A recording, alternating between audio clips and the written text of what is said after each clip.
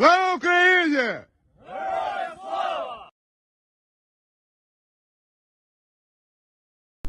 Hello everyone, my name is Paul and welcome back to the new news. I hope that everyone's having a fantastic day. I hope that you guys are safe, that you, your family, and your friends are safe. And if not, I do hope that you do find that safety and security in the very near future. There is a ton of stuff happening over the last 48 hours. And so what you may notice is there's quite a few points, so I apologize. This is a little bit of a longer stream of what you're used to. However, so is the news. We have a lot to cover. A lot of stuff is ongoing inside of the country of Ukraine, but there's also a lot of stuff happening elsewhere as well, especially when we're talking about the places like the Horn of Africa, Southeast Asia, the Middle East. A lot of really big things happening that have a lot of implications to people's lives throughout the world. A ton of people are suffering. In fact, 345 million people throughout the world at this point are suffering from food and water insecurities. That's an increase from 80 million simply but a year ago. And so that is coming from the world, those statistics are coming from the World Food Program, which is run by the United Nations, if you guys are interested in delving deeper into that. But the thing is, the whole point of this project and what we're all here to do is to do good with this project, to make you as a viewer aware of what's happening in the world around you and give you a sense of what's truly happening to the people throughout the world that you inhabit this wonderful planet with, and to bring awareness to the situations that we find many people are suffering and going through. And the reason we're doing this is because 100% of everything we do is charity driven. If you go and you check out the video description below, you're going to see just a ton of different organizations down there. All of them, 80% or more of the donations which they receive go directly to their programs, meaning they go directly to helping people. And this is stuff that we've all gone through and verified to make sure that it is safe for you to donate to these individuals, fundraisers, and programs. So if you go and you check all those out, be sure to give your support to them. If you can't give a lot to these organizations, please give a little. If you can't give anything at all, that's okay too. Help us grow this project. The more people that come here and watch the news and become informed with us here, the more good, the more impact we will have as a community. You guys have grown and made an awesome community here, which I cannot thank you enough. It's been an awesome thing to be a part of, and hopefully we will continue doing a lot of good going into the future. And so if you want to, give us a like, subscribe, ring, hit the bell, let your friends know about us, share us on your communities. You can even follow and share stuff that we post on Twitter, which I've become increasingly more active on. So if you guys are interested, then please continue to give the support to not just the channel, but especially the organizations. And thank you for the support you've already given us. It's been pretty amazing to come this far.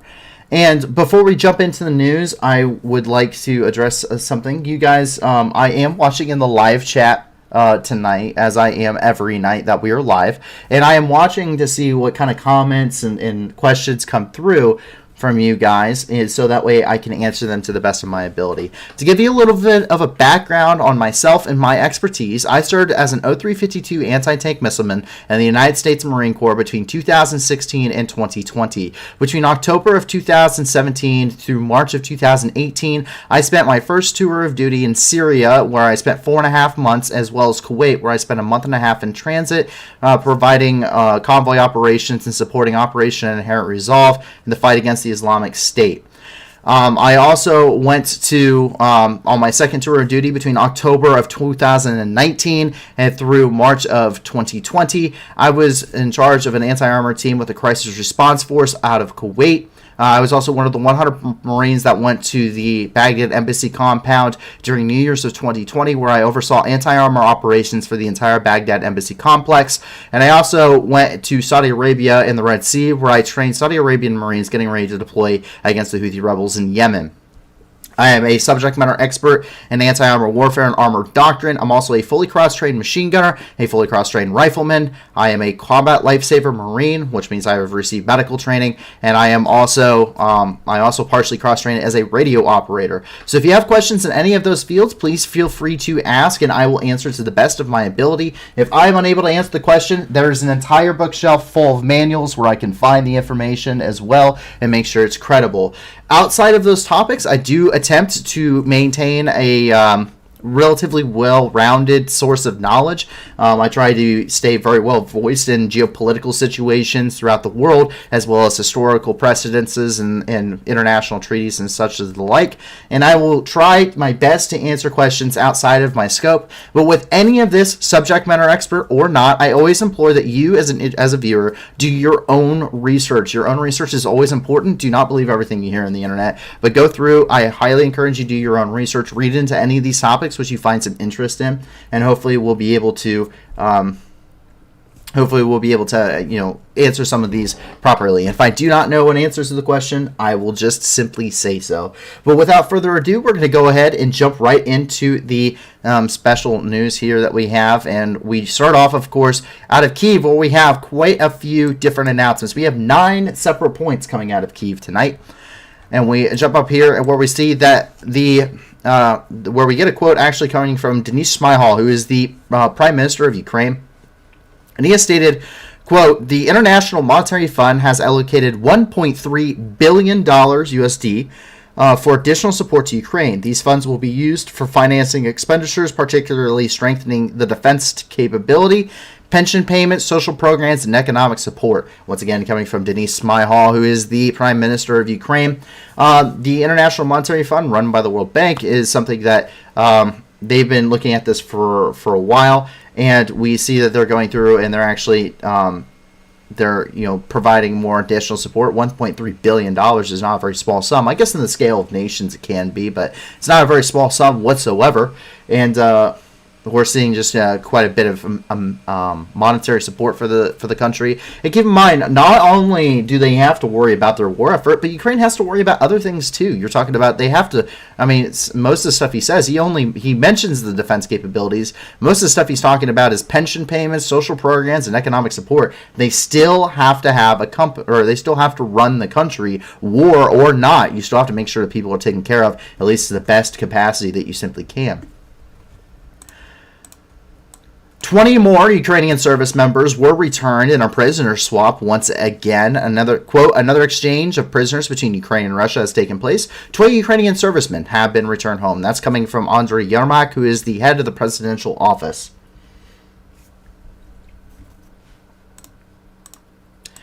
It is war crimes galore inside of Ukraine, however, when we're talking about the Russians. In fact, quote, "Since the beginning of Russia's full-scale war against Ukraine, Russian troops have committed 39,774 war crimes against Ukraine and its citizens." That's coming from the Prosecutor General's office. And we can actually see this is coming from the Ministry of Internal Affairs here.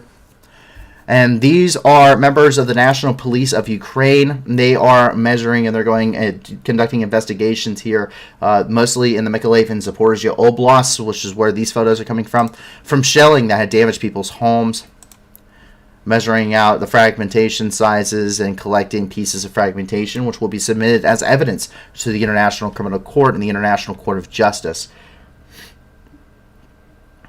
And today, coming from the Kyiv Independent, that number did increase, according to the Prosecutor General's office. From this report, Russia has committed 40,040 crimes of aggression and war crimes against Ukraine. More than 600 suspects allegedly responsible for those crimes are the Russian soldiers and the country's political leadership, according to the Prosecutor General. And that's something that we're going to see. Once again, there comes a point in which a war can be chalked up to a tragedy, and that is the case in a lot of places, unfortunately. However, there also then comes a point in which it goes past just being a tragedy and a horrific loss of life, worthless, pointless loss of life. And it goes into what we can consider crimes against humanity, where these kinds of crimes are so widespread, they're so blatant and obvious that it's just comes to a point where these things are just too horrific, and this war is too horrific, even within the sense of war, where it actually ends up really moving into that crimes against humanity category, according to the United Nations. And that's really what we're seeing here. 40,000 war crimes. 40,000 war crimes, about, regardless of which report you're talking about, is insane to think about. Those counts of war crimes much more realistically seem on the counts of what happened between all parties combined during the breakup of Yugoslavia back in the 90s, or you're talking about any of the ethnic cleansing ongoing in places, such as the Rwanda genocide. You can go into that, or you're talking about those are really the most modern cases we could really go up to. You could also go into clear back to the Holocaust. This is really in Europe, especially. This is one of the very first. We haven't really seen this at this level in a very long time. The closest we have come in Europe to these kind of extensive war crimes is actually going to be talking about Yugoslavia, where Serbs and Bosnians and Herzegovinians, Kosovo, all of that situation, which is just horrendous if you ever read into it. But those are the levels that we're seeing here in Ukraine, and we're seeing it daily committed by Russian forces. Hawks are on their way. Quote, the Spanish government has approved the decision to send 4 Hawk air defense systems to Ukraine. That's coming from Alexei Reznikov, who is the Minister of Defense of Ukraine. And this is actually coming, we can see here. This is the Hawk system. And it's just a basic SAM system site that can be deployed anywhere in the country. It's easily towable. So Spain will be sending one of these or 4 of these things to Ukraine to continue increasing that air defense capability that Ukraine direly needs right now. Fortunately, we have yet another update. This time it's a little bit more extensive. So this is the child casualty update. Quote, since the beginning of Russia's full-scale war against Ukraine, 423 Ukrainian children have died, 810 children have been injured. Most victims are from the Donetsk region. Moreover, 243 Ukrainian children were reported missing, and 8,140 were deported. And this is coming once again from Prosecutor General's office, and that is today's casualty update regarding children from Ukraine. The deportation of children from a group to another group, that transfer actually falls under the legal definition of genocide, according to the 1993 Rome Statute, which creates the International Criminal Court, as well as the 1949 Geneva Conventions, also known as the Fourth Geneva Conventions. That's immediately followed up by the official assessment by the United Nations regarding casualties amongst civilians inside of Ukraine. They released their latest findings. This report documents deaths amongst civilians between the 24th of February and the 9th of October, about 5 days ago. They ensured on this report that there would be a disclaimer. Actual figures are much higher. And that seems to be the case, as we do not know in many areas of Ukraine, especially the occupied regions, the death toll. But as we see here coming, this is their official Twitter. This is UN Human Rights Ukraine. And they said at least 6,221 killed, including 396 children, and that's verified dead by the United Nations. And at least 9,371 injured, including 714 children. Once again, actual figures are much higher. So even the United Nations is giving that caveat regarding this, stating very simply, the deaths amongst civilians and injuries amongst civilians, their reports are not accurate. They are expecting these reports, these casualties, to be extensively higher than what has already been, than what is being reported by Ukraine, and those casualty numbers marry up quite effectively with what we are seeing coming from, say, the Prosecutor General's office. They are not exact, but they are close, and so we're seeing that the United Nations is more or less confirming exactly what Ukraine has been saying, at least on the deaths of civilian casualties throughout this duration of this war, with the same caveats as Ukraine, saying, as we do not know the casualties, we can estimate casualties, but we do not know casualties in places such as Mariupol, Melitopol, Novokakhovka, Kherson, Donetsk, Luhansk, and Severodonetsk, Lysychansk, they don't know the casualties out of these areas as they are still under occupation, and the United Nations has yet to be able to be let through Russian lines to identify and provide any kind of humanitarian aid. President Zelensky today, as today is the Day of Defenders there in Ukraine, the Defenders of Ukraine Day for the country. It's a national holiday. President Zelensky did go and he visited and presented awards for gallantry and courage to individuals inside of military hospitals in the Kyiv area, and there were several sets of photos that were released. So these first couple are coming from the ministry or from the General Staff of Ukraine.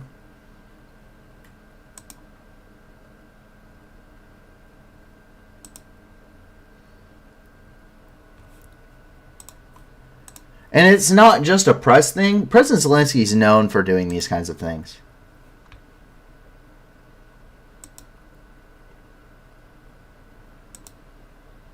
Red Arrow 101A5 personal asks who's being deported. Children are being deported. Over 8,100 children are being forcefully deported.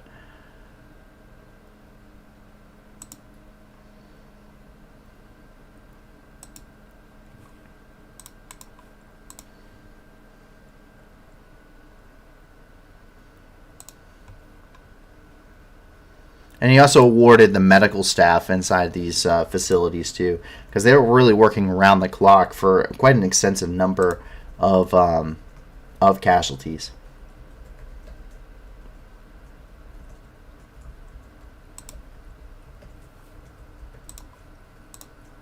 This next set coming from Anton Jeroshenko. Yep. So this is the video from his visit today. Take a look.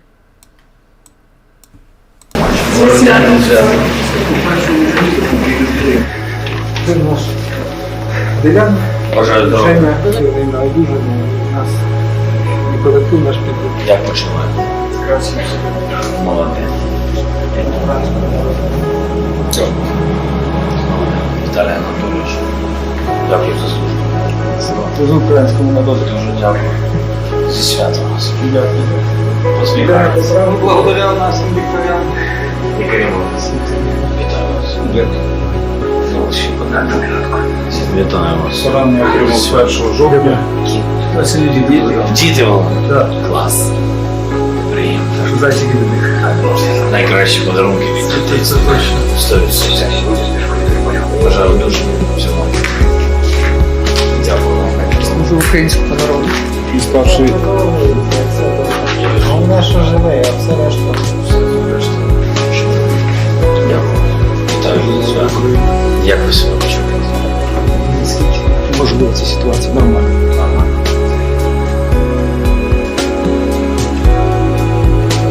Дякую вам за захист. Ви так само захищаєте, як на фронті, так тут.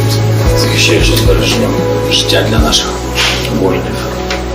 Дякую кожному вашим сім'ям, дітям за те, що ви у нас такі є. Ну і від бійців вони всі кажуть, що лікарі, як вони кажуть, вищий клас. Тож дякуємо за ваш рівень. І Андрійович, вітаю з святом. Дякую за службу. Дякую. Служу народу України. Вітаю вас. Дякую. Служу народу України. Дякую. Всім бажаю одужання, всього найкращого. Дякую вам за велику службу нашій державі. Слава Україні! Героям слава!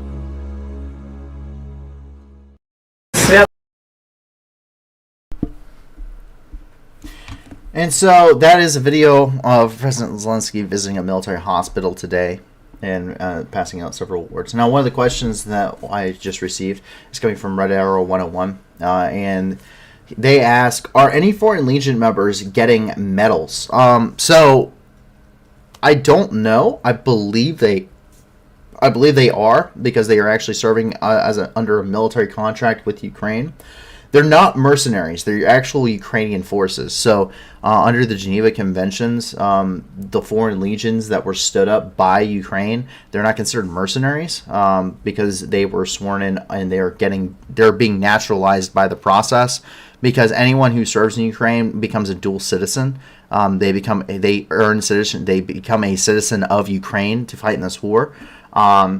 So they're actually a part of the standing armed forces. So is my understanding that not only are they paid similar to that of the military, the homegrown military there, but these foreign legions are going to get the same benefits. They are going to get citizenship. They get the same kind of awards. They get the same kind of everything that anybody else in the Ukrainian military does, because they are just like every other unit ever in the military. It's just they aren't necessarily from the country. Rooster Cyburn says we need more Foreign Legion news. If I can get any good information out of the Georgian Legion, I would be more than happy to provide more. I am watching their stuff quite closely. The Georgian Legion probably has the best Foreign Legion kind of public relations, I guess. They are very they work very closely with St. Javelin and with NAFO. And so they're very active and stuff on social media. So I'm watching their stuff closely to see if I can get any good news. But there's just not a whole lot of coverage. Keep in mind, these foreign legions, a lot of these guys had prior military experience. They fought in places such as Iraq, Afghanistan, Syria, and then in other conflicts throughout the globe. Maybe even some of them fought against, some of them were protesters and stuff against Lukashenko there in Belarus. So a lot of them fought, or their fathers fought, and they have military experience against the Russians there in Georgia from the war that occurred in 2008 when Russia invaded Georgia.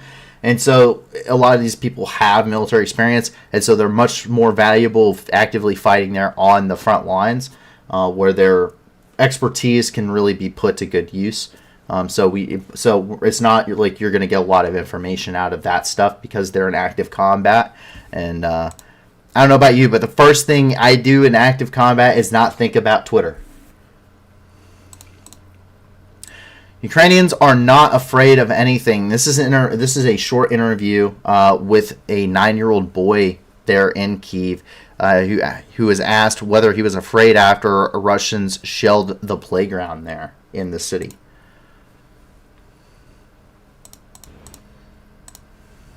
Для мене було дуже боляче. Я просто не міг собі уявити, що це сталося. Я думав, що це ніколи не станеться. Що ті качелі колись розберуться, але що не те, що вони колись вибухнуть.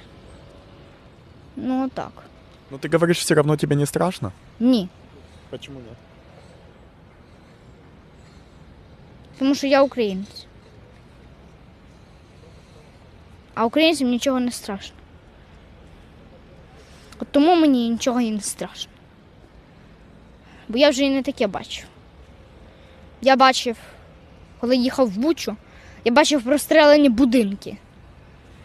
Вони, не так, як тут, але вони були прострелені. Я бачив кулі, які там пробиті були.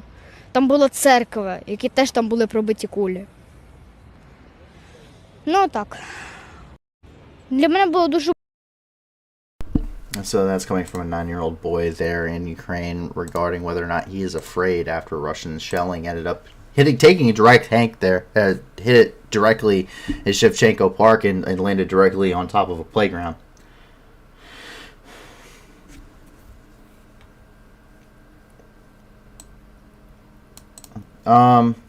Okay, I think this is something good to address.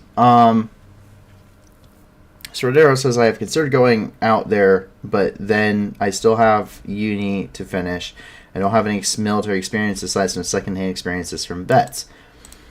So, here is my personal opinion on that.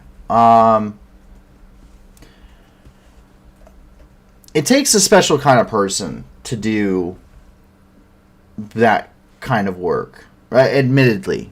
Right, I have military experience, and I'm not going.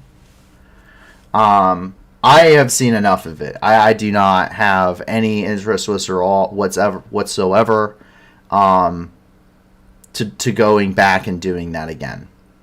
Now, if I was recalled by the Marine Corps, and because I am still considered an inactive reservist, so I have time left on my contract, I am considered inactive reserve, inactive ready reserve, IRR. But if I got called back up by the military to go do it, then, go do what I need to do for Uncle Sam. But I have no interest, personally, of going over to Ukraine and fighting. It's not that I don't care. I have thought about it extensively on like a personal level because I have experience, and I've had to deal with the Russians before too, and I have some personal things about that as well. Because if you know the timeline, my sister platoon was attacked by the Wagner group, and we bombed them. I was part of the quick reaction force that responded to Kasham, and we bombed them for a good 3.5 hours, and we killed and wounded over 300 of them. I have no problem dealing with the Russians. But you have to understand that this war, if you also have military experience and you served overseas, I think it's important to understand that this war is nothing like what myself or really anybody went through. This is a very different war than anybody that really has any experience right now in capability has fought. Because it's not two standing, the war in Afghanistan, the war in Iraq, after the initial invasion of Iraq back in 2003, it turned into an counterinsurgency operation, similar to that in Afghanistan. This is not a counterinsurgency. This is the Battle of Fallujah every single day on the front lines. That kind of decimation. This is a war of attrition. And it's nothing. So if you have any military experience, even then, it's very different. And if you have conflicting feelings about this, and even if you don't, if you think you've seen it all, you have not, and it's not worth it on like a personal level. It's not something that I think anybody, including myself, is prepared for, and I don't think no amount of experience will be able to prepare you for it. I really, really look. I have nothing but nice things to say about people that do go and do that. I'm not saying it's a bad thing to go over there. I'm just saying it's a personal choice you have to make. And it could be one of the last ones that you make. And you have to ask yourself if that's something that you're willing to do, and if you're a veteran, if you're willing to do it again. And if you're willing to see this kind of stuff again. And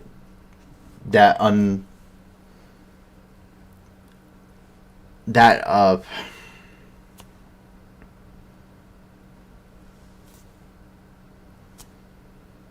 feeling of doing things that you may not be very proud of later.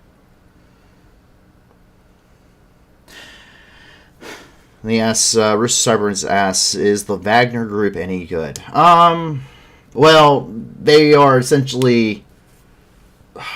The Wagner group can be, but they're not usually. Most of the good, like tactically speaking, most of the guys that knew what they were doing and had military experience are dead now. So they're not anymore. Most of their guys are pretty fresh. And so they do clandestine operations everywhere in the world. They're operating heavily in Syria. They're operating heavily in Ukraine. They're operating they're operating pretty heavily in Africa. There's a pretty heavy presence in Africa and elsewhere throughout the world. The Wagner Group is really an extension of the Russian armed forces. It allows the Russian military to maintain plausible deniability, which is what you see when you look at the Battle of Kasham in 2018, where the Wagner Group attacked U.S. forces at the Conoco gas plants and the Omar oil fields there near the city of Kasham, and which is in Syria. It's actually, go over here. Where's Deir ez-Zor? There we go. So they attacked the outpost, which is just up over here. You can see the Conoco gas plant right outside the city. So they attacked the U.S. forces there, about 40 of them total. Mixture of Green Berets and U.S. Marines that were located there. My sister platoon, Cat 2.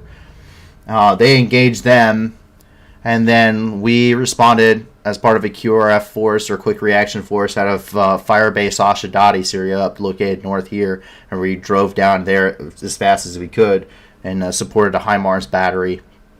And we called in a ton of air support, and we bombed the hell out of them for a good 3.5 hours continuously. And they took heavy casualties. 300 killed and wounded, roughly 300 killed and wounded on the part of the Wagner Group, with about another 100 or so being killed that were pro-Assad militia fighters.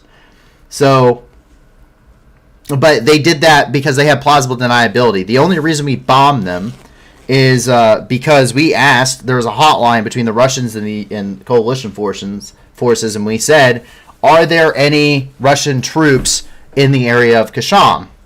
And they said no. And we said, great, fantastic. And we started bombing the hell out of them. Because for the Russians, they're expendable. They don't have to say that they're Russian forces. They're mercenaries. So they don't fall under our command, which is what we saw there. So, but no, they're not very good anymore. Most of the good ones are dead. We made sure of that. Getting back into the news there in Ukraine. The International Committee of the Red Cross and Red Crescent is very frustrated with the lack of access with POWs. The UN representative, the International Committee of the Red Cross reported to UN representatives there in Geneva, Switzerland, stating that they were frustrated with the lack of access to POWs held by both parties in the conflict. And we also have, we do have that report here. This is coming from Ewan Watson, who's the head of media for the International Committee of the Red Cross. So go ahead and take a look. We do share the frustration regarding our lack of access to all prisoners of war held in the international armed conflict between Russia and Ukraine. We have been working since February now to obtain access to check on the conditions and treatment of POWs and keep their families informed about their loved ones.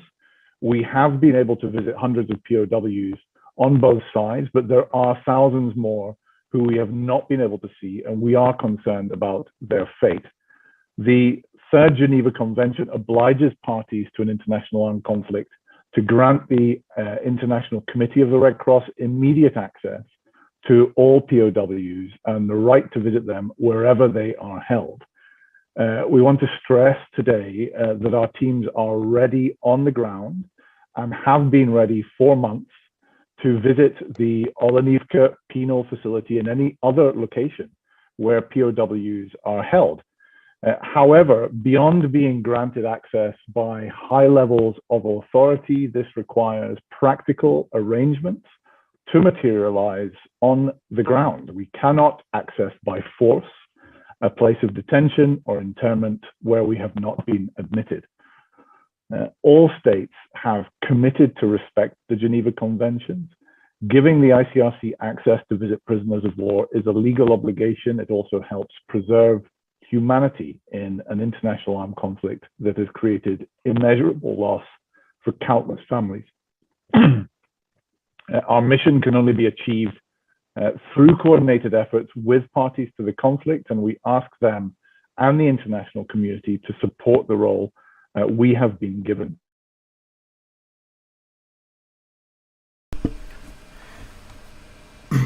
Fair said, Fair asked, didn't the Red Cross announce they're leaving Ukraine too? No.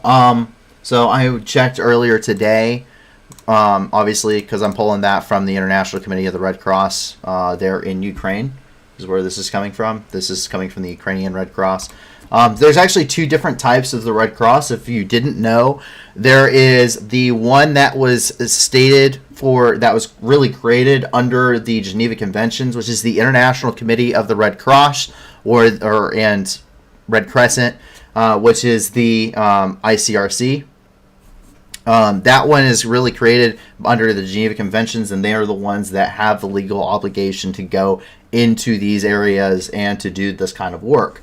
The other Red Cross that you may have heard of or may mistake it for is actually the Federation of the Red Cross and the Red Crescent. So this is the FDRC.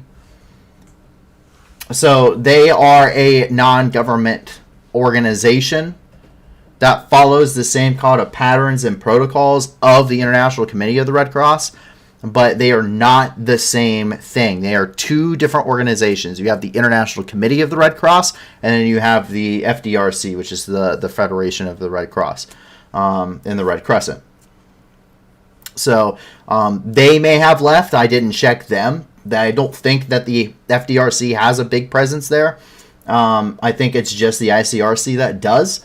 I know that they do have a presence, but not a very big one. But they may be leaving as an NGO, but the actual ICRC is not leaving. They actually have a legal obligation to be there, and so they will not be leaving that area. They will not be leaving Ukraine, probably long until after this war is over, because there will be a humanitarian disaster for a very long time. So that is the situation there in Kyiv. We move on. We actually jump over here. This is in Poltava. A Ukrainian Su-24MR has crashed here in Poltava. It's unknown what the cause is, but reportedly the pilot is alive. But we do know that this aircraft has crashed. We do have the wreckage to be able to prove it. Or what's left of the wreckage. Once again, reportedly, the pilot did survive. Reportedly, this aircraft did end up crashing on the 12th. But outside of the fact that the aircraft is downed, we cannot confirm when it was downed, but it appears recently. As we jump over here, we end up... This is in the Kharkiv Oblast. This is in the village of Kronkmalne. Kronkmalne is here kind of on the border between Luhansk and the Kharkiv Oblast. And you see that Ukrainian forces have really pushed through and cleared out. They have quite a large bulge here now where they have cleared everything out. And they reached this village, and Russian forces surrendered as the Ukrainian troops reached the outskirts of the village. They just went ahead and surrendered. We do have video footage of that. Take a look. Где-то русские должны сдаваться. Одного вот приняли. Обыск. Русский. Мотолына разбита. Ежик, привет. Да, блядь, ты есть туда. Вон еще трое идут. Офицеры есть? Тот самый случай, когда русские не сдаются. Посмотрим, мы смотрим. Там где-то. Rooster's asking, do I have any news on Bakhmut? Yes, I do have news on Bakhmut. And, let's see here. So they're saying Rooster Cyber says those aircraft are irreplaceable. That's correct. Fair says that they don't have any good things to say about the ICRC there in Mariupol. I totally can understand Mariupol, and I'm sure we'll learn more about it. But the ICRC has become very controversial for many reasons. the ICRC, what they actually spend on their program is if you notice in the video description, you'd think that the International Committee of the Red Cross or the Federation of the Red Cross would be an organization we would 100% support, considering what their mission set is. Once again, one of our requirements is that roughly 80% or more of the donations that are received by these organizations or individuals actually go to their programs and helping people, which is why the International Committee of the Red Cross does not meet that criteria. They advertise on the International Committee of the Red Cross's website that something like 90% of what they receive actually goes to their programs. That is not entirely true. So if you actually go through any of their tax statements, which has to be reported, since they are considered a 501c3, which is a registered nonprofit corporation, you actually can go and see that they are in fact not actually spending all of that. A lot of that actually is going into more additional fundraisers, advertisements, and also media information, and more administration costs than actually going directly to the programs and seeing with this. In fact, there's some pretty recently coming out within the last few years, some pretty damning reports of them that only as much as 20 cents to the dollar actually went to helping people, which is why we do not support the Red Cross based off of our channel criteria. Not saying that they are a bad organization overall with a bad mission set, because they are the only organization in the Geneva Conventions since the third Geneva Conventions, and they are the universal subject when it comes to humanitarian aid and law.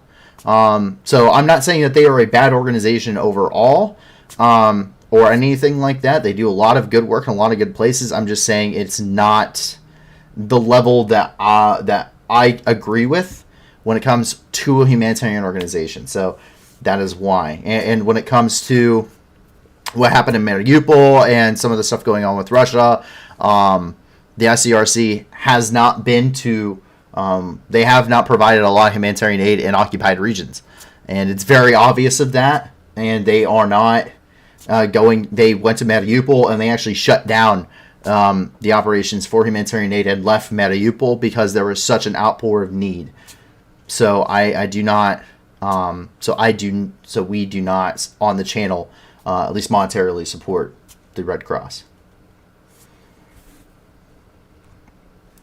And he asks, Red Arrow 101 asks, who is the Red Cross sending parcels to POWs in World War II? The exact same Red Cross that is operating in Ukraine right now.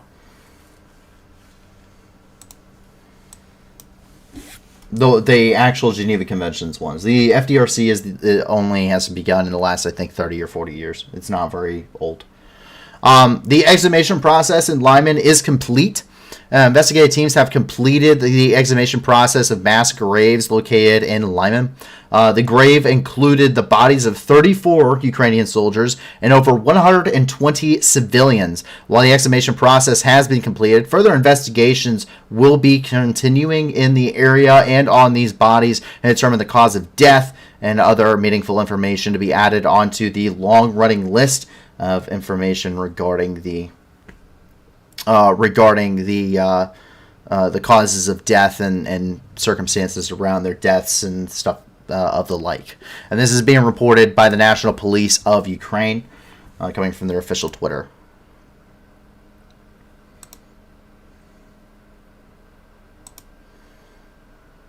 And we do expect that these kind of things will continue and get even worse as we see them progress into much more. There was a lot more kinetic fighting. Places like Severodonetsk, Rubizhne, Lysychansk, and also in areas like Mariupol and Melitopol and Kherson, where areas have been under Russian occupation for a much longer, more significant amount of time. Over here, as we move into the Donetsk Oblast, we get our daily Donetsk update. So we get the last 2 days. Keep in mind, with Pavlo Krylenko, who's the one who gives these updates, he's the head of the Donetsk Regional Military Administration. He's the governor of the Donetsk Oblast that is held by Ukraine. And he releases these updates at 8 a.m. local time every morning, so it covers the past 24 hours when he has a much clearer picture of what is happening in his region. And so they are delayed, so the first one comes on the 12th, and then we have the 13th, which came out today. And he says, quote, Russian aggressors fired missiles on the Donetsk region on October the 12th. 11 people were killed and 13 citizens were injured. And that's coming once again from Pavlo Krylenko. And we also see that update coming from his official Twitter account as well, where you can see where all of these explosions actually took place and where all the shelling took place. And then today, he stated, quote, Russian aggressors fired missiles at the Donetsk region on October the 13th. 4 people were killed and 6 citizens were injured. We can see that popping up here once again. And so far, according to Pavlo Krylenko, within the Donetsk region alone, at least those areas that have not been occupied, 994 civilians have been killed and 2,396 Ukrainian civilians have been injured. Those places, that does not include those casualties from places such as Mariupol and Volnovakha. But according to Pavlo Krylenko, that is how many casualties that they have seen. And that is since the start of the open invasion of the Russian Federation, which means that they are actually since the 24th of February. And for Rooster Cyburns especially, who I see has a very vested interest in what is happening here in Bakhmut, we have 2 different updates coming from the city of Bakhmut. There is a lot of talk around Bakhmut right now. Bakhmut here in the Donetsk Oblast has been an area of heavy fighting for quite some time and quite significant amounts of shelling. Bakhmut has been a goal of the Russian Federation since the opening of the Donbass campaign. In fact, if you may remember far enough back here, there's actually a Russian tank that had on its barrel, it said essentially says Bakhmut or bust. And so we do know that Bakhmut was a strategic target for them to take. They're all going ahead and moving over to this location. Their attack really began along the Bakhmut and Lysychansk highway here, which they began shelling shortly after they created a pocket there in Popasna, located over here. Now, since then, they have encroached on Bakhmut, closing within several kilometers of the city itself and going towards the small villages on the outskirts. Keep in mind, this battle map is not exact. This is just a rough representation of what is going on the ground based on what we've seen. Last we heard that up here in the north, near Solidar, Russian forces have pushed to the outskirts of the city. However, it appears that they had stalled. Bakhmut itself has seen pretty significant and heavy fighting reportedly over the last few days. We do not have a lot of information regarding what is happening around Bakhmut. What we do know for some kind of certainty coming from both Ukrainian and Russian sources is that there is significant kinetic action happening in and around Bakhmut. Once again, we do not see any changes within the battlescape when it comes to what is happening. A lot of this is being pushed by the Russian side especially, which indicates that this is probably some kind of an offensive that is not going well and has actually continued to stall. One of the reasons we can say this with some kind of certainty that this is the case is because because we're not hearing of any villages being liberated, captured by the Russians.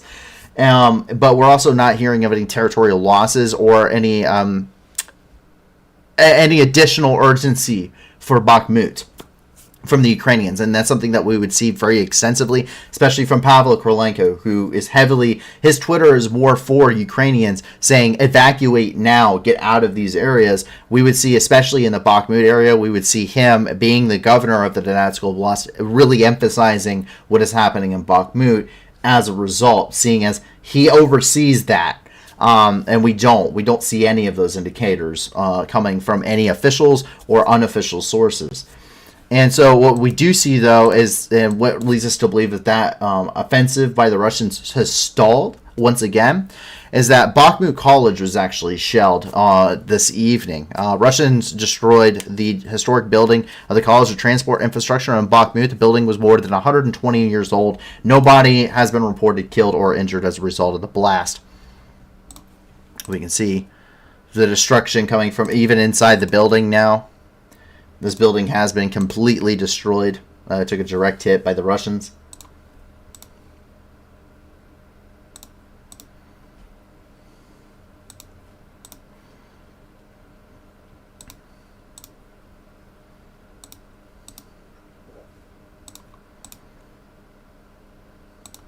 And you see that is the original plans for the transport college. And something else we see is, once again, incendiary weapons usage. Russian forces have been stalled on the outside of Bakhmut for months, and something that we see as the Russians become more and more frustrated, essentially as they use their forces, combat ineffective military forces, and continue hitting a brick wall of resistance and not making any significant gains, as we see the quite a significant increase with this frustration of a lot of just continuous shelling, which normally comes, it is part of the Russian doctrine. The Russian doctrine is very artillery and mechanized forces emphasized, considering they do not have a light infantry battalion. Even their VDV is mechanized, which is their airborne forces are mechanized. They do not maintain any kind of light infantry or light infantry doctrine. The way that Russian doctrine works is it comes really in two phases. Your initial phase comes with heavy shelling of an area as a precursor to bombardment, which is what we saw with Slavyansk and Kramatorsk for quite some time, until the Ukrainian counteroffensive in Kharkiv really put pressure on the Russians' flank that didn't allow for offensive action in the direction of Kramatorsk or Slavyansk. In Bakhmut, we see the exact same thing, all the way from Soledar all the way down to Toretsk, which is down here. Kostanivka also runs into this, as both of these areas are quite significantly important for both Ukraine and the Russians, as these are very major roadways that lead throughout the Donetsk Oblast and really work as perfect phase lines and axis of advance.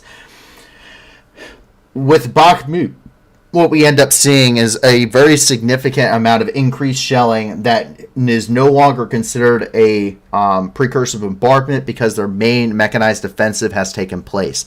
Now we see indiscriminate shelling more as a reprisal, which reprisals on the population are actually a violation of the Geneva Conventions themselves. Well, furthermore, we see incendiary weapons usage, which is something we see when they are getting extremely frustrated with an area. If you remember, over in Popasna, at the beginning of that offensive, before Popasna had taken, the Russians, after losing a significant majority of the Wagner group, which was there in those sections of the lines, having been killed and losing some ground there, then used for several days and nights continuously. They used incendiary munitions on Popasna and around Popasna on Ukrainian forces. You also may remember that as the Battle of the Azovstal was drawing to a close in Mariupol, well, the RIA Novosti, which is a Russian government-run news organization, RIA Novosti, they actually used 4K drone footage, and they filmed Russian forces using artillery and air bursting thermal or incendiary munitions over to the Azovstal to quite literally burn out the 1,000 defenders within the Azovstal, because military advances into the complex were failing and they were unable to take any significant ground and hold any significant ground, even against defenders who essentially had nothing but sticks and stones left to fight with. And so, really, we see incendiary weapons usage as really a last-ditch effort, as really there's literally nothing else we can do, and so they're definitely dropping a lot of that. But this actually violates the international convention. So it breaks the 1949 Geneva Conventions. It breaks Additional Protocol 1, adopted in 1977. It breaks Additional Protocol 3, adopted in 1980. It also breaks Rule number 85 of the International Humanitarian Law. All of these things I highly encourage you to go look up. I ran through them yesterday, so not yesterday, but Wednesday, so I'm not going to run through them again. But you can see here very clearly incendiary munitions which have been air bursted over Bakhmut and are now raining down on the city itself. So very, very obvious as to what is happening there, and it shows a sign of the Russians hitting a brick wall and just not being able to punch through it. And That's why we do not believe that the Russians are making any kind of significant gains in Bakhmut at this moment, along with many other factors. Most of what we're seeing right now is considered hearsay and is just not credible enough to report on. So I understand that many people may be interested, but there's not enough evidence to suggest really any significant changes into the status of Bakhmut or any of the surrounding area. So you jump down here and along into the Donbass. We see that reportedly the IRIS-T is in use already in the southern part of Ukraine. The Ministry of Defense announced that the IRIS-T air defense system, in which Ukraine received from Germany, is already in use in protecting the south of Ukraine. The anti-aircraft system was transferred to the armed forces on Tuesday, October the 11th.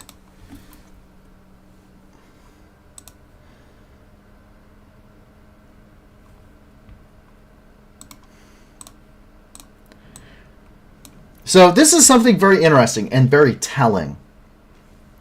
So we've talked quite extensively here about the status of Russian forces or the lack of status, because we're constantly seeing that it was a long trope for a long time by a lot of Russians and a lot of individuals, pro-Russian individuals online, that Russia really hasn't started. The war hasn't really started. Russia hasn't really fielded the best stuff. You know, they're fielding their old stuff, and that increasingly becomes less vocal. We still see it. I still see it all the time on Twitter, dealing with the Vatniks, of course. But what we're seeing is that Russia started at the beginning of the war with the best military forces it was going to have for the war itself.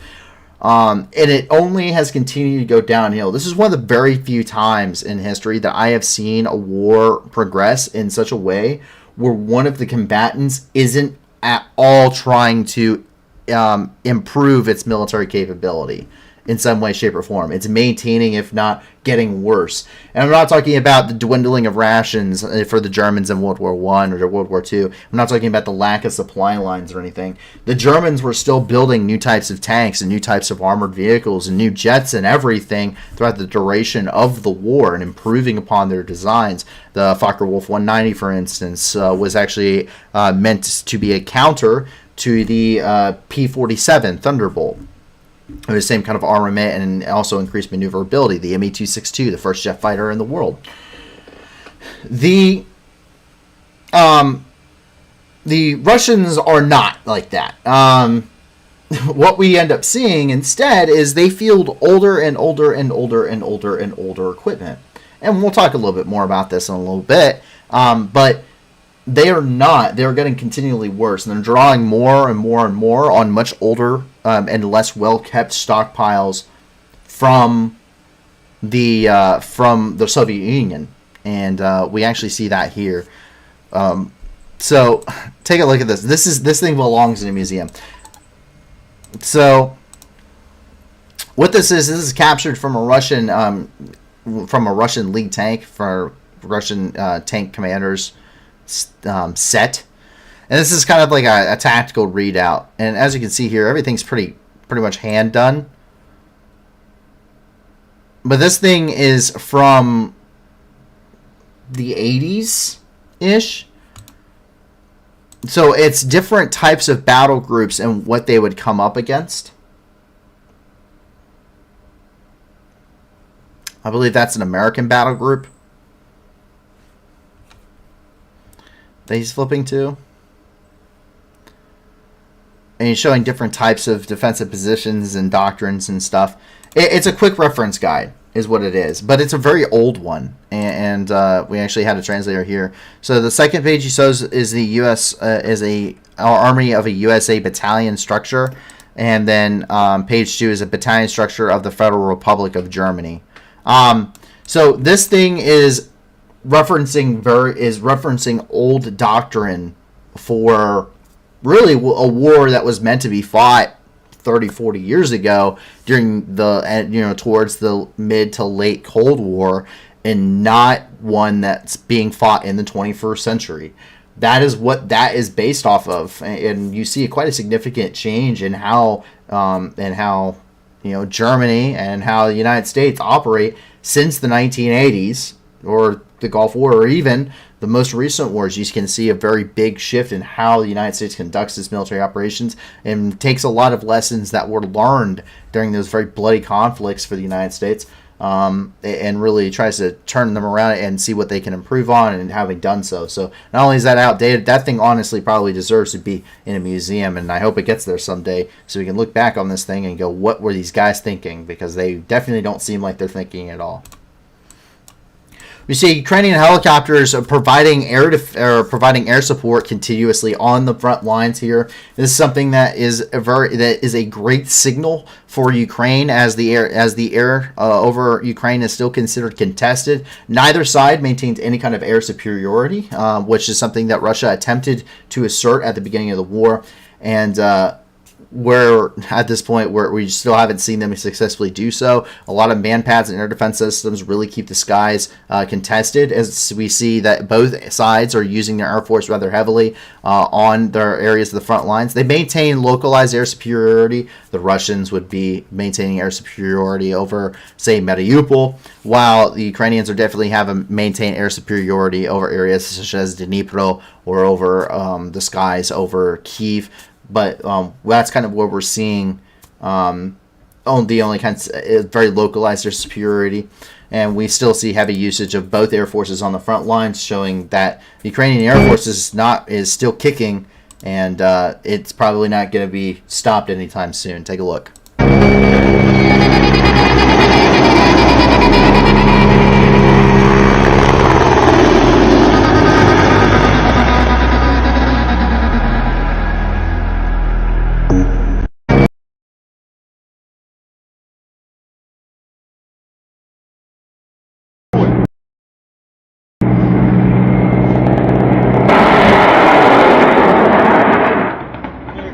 Тебя, вот это красавчики жизни дали. Эх, красавцы! Парни, эх, лопушки выкинули. Эх, красавец!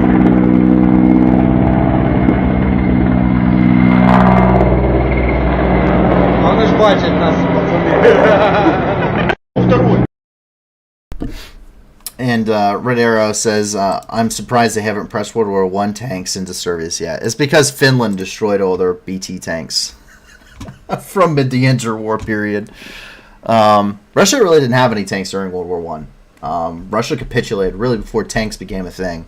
And then they immediately got turned into the Bolsheviks, and it really didn't, they went to the Mensheviks, which quickly became the Bolsheviks, and then you had the Red Russians versus the White Russians, and then it was just a whole mess, and then the Soviet Union became a thing, and then they bought a bunch of BT series tanks, and then, which didn't even have an official contract, by the way, but they have a series of fast tanks, which mostly got destroyed in Poland.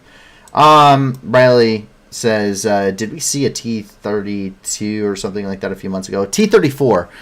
We saw a T-34-85, specifically, a long-barreled T-34 that was being used. They literally got it cranked up off of its monument and drove it. It's over here. It's in Lysychansk, I want to say. I believe it's at a checkpoint in Lysychansk, and they're using it at a checkpoint.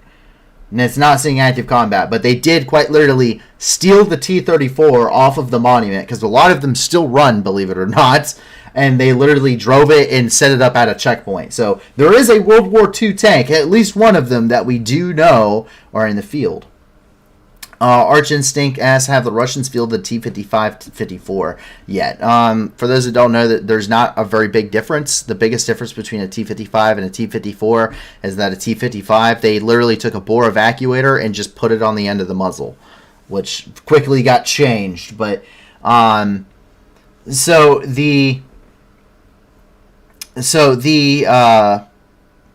they haven't. The only tanks that they have fielded thus far are the T-62s. That's the latest style tank, or that is the earliest style tank we've seen actually fielded and used in active combat. In fact, several of them have been destroyed and captured now.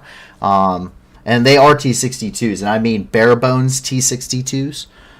They are not any kind of upgraded modern variants. In fact, they have lost so many tanks now that Russia is actively trying to modernize T-62s to replace their modernized T-72s that they have lost in this war. So they're trying to modernize their T-62 tanks. They almost completely skipped over the T-64 series, which did not see a very long run anyway, mostly because of deficiencies in some of the things on the T-64. The stamped road wheels just don't hold up nearly as well as the milled ones do. But the T-62 is the earliest. The T-55 and the T-54, I would be very surprised if they fielded that. I would very much more expect them, if they had to, field T-34s, which they still have in significant quantities still. They made so many of them, but they still have a significant quantity of them. I don't think they'd be effective for anything other than a light infantry support vehicle, but the T-55 and T-54 was sold to pretty much every country that would take them, because the Russians immediately were moving into T-62s, and then it wasn't very long after that they really started producing the T-72, and they produced the T-72 in such an eye-watering number that they were replacing the T-55s that other nations had already purchased, not but a couple decades later, with international trade, international supplying of those T-72s. They made an eye-watering number of them, and almost every military power in the world uses a T-72 in some capacity, and the U.S. even has T-72s. We literally have, they made so many T-72s, we use T-72s to test how effective missiles are. There's great videos of using like TOW-2 Bravo arrows against, and TOW-2 Bravos against, which is what that thing is, against Russian tanks, fully loaded T-72s, because that is the staple of pretty much, if you're going to fight a country, it's going to have the T-72 or something like it. For instance, China has the Type 85 TAC-3, which is essentially a ripoff of the T-72, T-80, T-90, with some of the features of all of them in it. So that's yeah. The T-55, T-54, most of them left in the world, I think, were just the only countries that had a large majority of those tanks, mostly Iraq and Syria. And most of those tanks have been destroyed at this point in active combat. We destroyed a very, very large number of T-55s and T-54s in Iraq. The Iraqi army fielded a lot of them, mostly because we blew up all their T-72s during the first Gulf War. I bet all those people who bought T-72s for their armed forces are cringing now. Yeah, they definitely are. It's an extensive number of countries. In fact, if I'm not mistaken, I think my book lists like the first like 20 countries or 25 countries, and then it just says "and many more." If I'm not mistaken, just because they're so numerous. But yeah, I mean, a tank is a tank. I mean, it does give you an advantage no matter what it is. Because if I'm not mistaken, I think Paraguay of all countries has like M3 Stuart tanks, which are from World War II. They're light tanks during World War II. I think they still have them. I think they still have Chaffees too, M24 Chaffees, which. Yeah, they're World War II tanks. I don't think they have them. Ukraine is fielding some modernized T-54s. Those are not really T-54s. They're T-55s.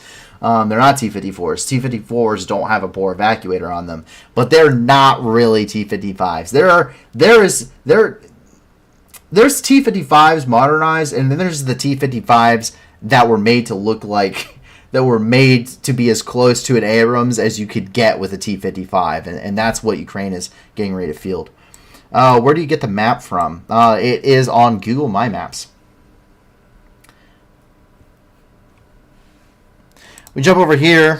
So, for those that don't know, Starlink is apparently not going to be operating in Ukraine much longer unless the U.S. government pays up the paycheck. The problem with that is that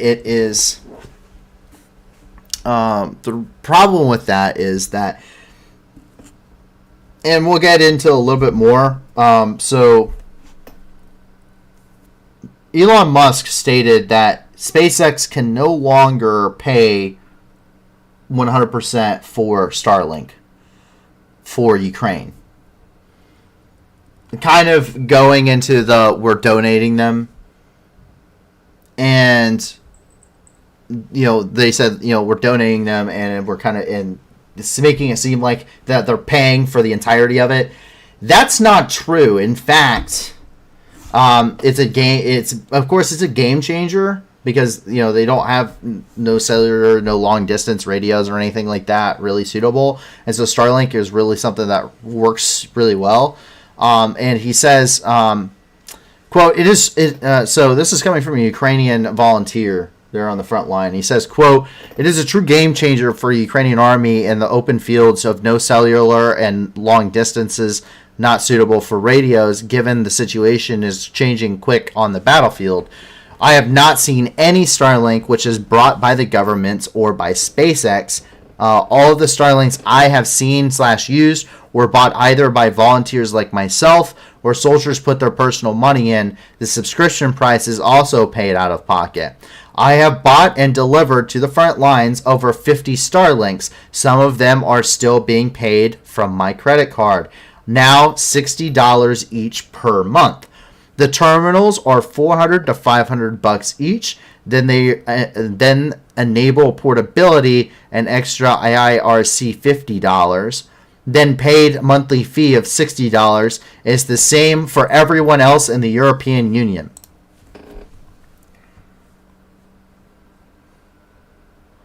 And this is coming from Dimko Zelentenko. It says, in a CNN interview yesterday, Elon Musk claimed that some of the advanced service Starlinks are $4,500 a month. SpaceX, quote, SpaceX claims would cost more than $120 million for the rest of the year and could cost close to $400 million for the next 12 months. And they had a special one. So Elon Musk and basically kicked this over and said, if you want Starlink to continue working, you're going to have to foot the bill. And basically saying like Ukraine isn't really paying for it, when every single person using a Starlink system in Ukraine is paying $60 a month to use it. And they're buying the terminals. So, yeah, they're paying for it. It's not like it's just all being, it's all just being donated in as services. No, they are paying for it and have been paying for it. And we'll get more into that later. And we do have evidence that they're paying for it too. And down here in Tokmak, S-300s were successfully destroyed in Tokmak. Battery S-300s were successfully destroyed by any Ukrainian strike. The S-300 system is an anti-air system, but some of its stockpiles were actually made and converted to hit ground targets, making these systems particularly high-value targets for Ukrainian troops. You can see that here. So this is coming from satellite footage.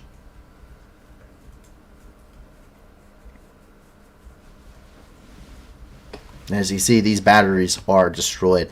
And I did not actually add this one onto the map, Red Arrow. But I haven't added this one onto the map yet. But I will throw this onto our Discord real quick for you.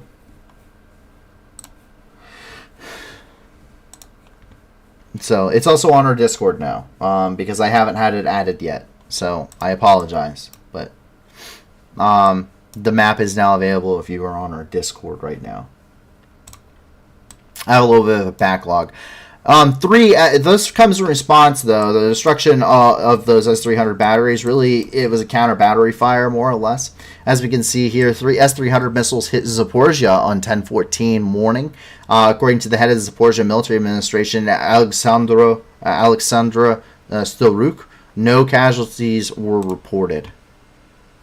This is going from his official telegram. You can also see it coming from the Euromaidan Press.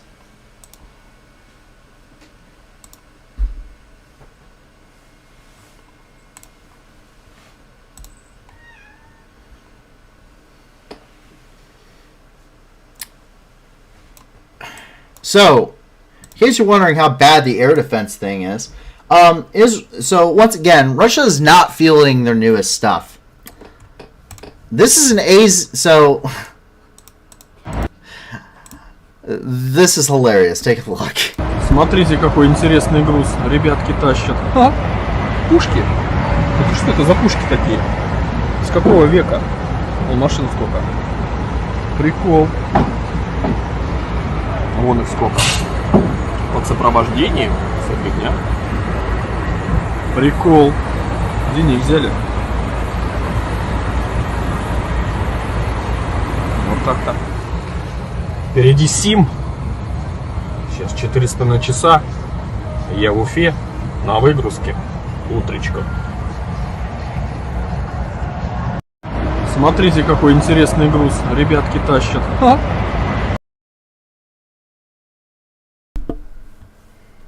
Anyway, so what we see here is that what you're looking at is these are AZP S60s. And the AZP S60s are anti-aircraft batteries. They're 57 millimeter anti-aircraft batteries. And these were developed in 1946 is when they passed the prototype phase.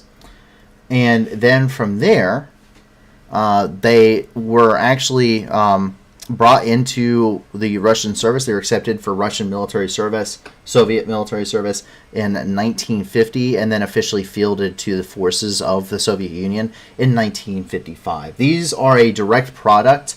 So these are a direct replacement of the system which came before it. They had a AAA battery that was a 37 millimeter AAA.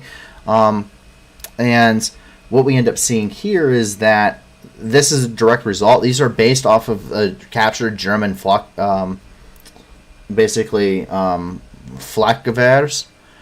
which is their anti-aircraft batteries, as well as things like the Bofors and other systems that had been provided by the Allied powers.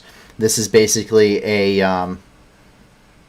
it's basically being an upgrade to World War II. This is really designed to have been fielded during the end of World War II, is really what this design comes from. So this is not a viable military product. This is not viable for the Russians. It just really isn't. And so if that tells you anything, that is how bad the Russian forces are at this point in material. They have to bring out S-60s, which aren't really effective whatsoever as an anti-aircraft system, and we know they're not effective as an anti-aircraft system because the Iraqi army in 2003 fielded the S-60 in extremely large quantities, and look at how Baghdad turned out. The way that the S-60s were used in Iraq is they were set up into grids, and as radar detected American aircraft flying into Iraqi airspace, they were saying, okay, this grid fire. Okay, this grid start firing. Okay, this grid start firing as the aircraft were flying through, and they basically had to fly through flak the whole way to Baghdad, but it wasn't effective. Once again, Red Arrow, the map link right now is in the announcement section on our Discord, which is in the description. I do not have the updated maps on our website right now. As we jump down here, we see more successful strikes on the point of Ukraine. So, quote, on October the 13th, the armed forces of Ukraine destroyed 2 Russian ammunition depots in the Kherson and Beryslav districts in the south of Ukraine. Sergei Klon, this is coming from Sergei Klon, who's the advisor to the head of the Kherson Regional Military Administration.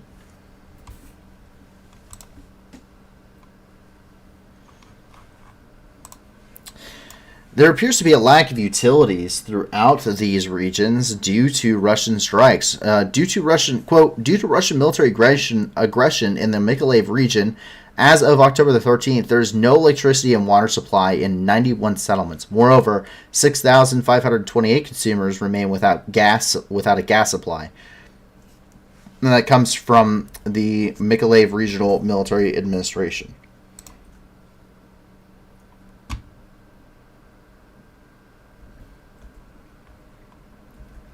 Coming out of Mykolaiv itself, rocket strikes on Mykolaiv. Quote, rocket attacks on Mykolaiv at night on October the 13th.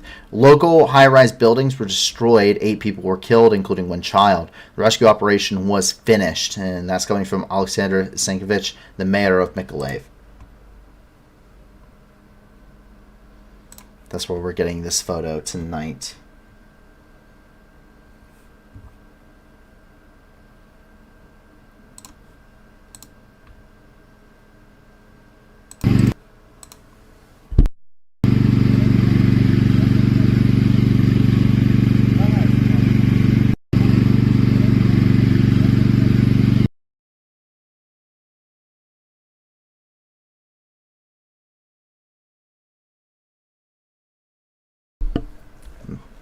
That is this coming from the Ministry of Internal Affairs.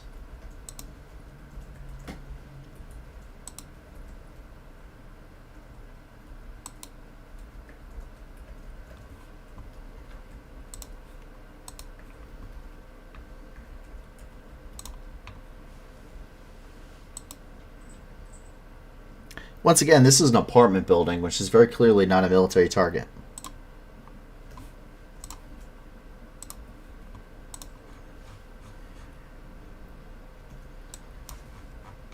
Coming out of Odessa, we have several grain corridor updates.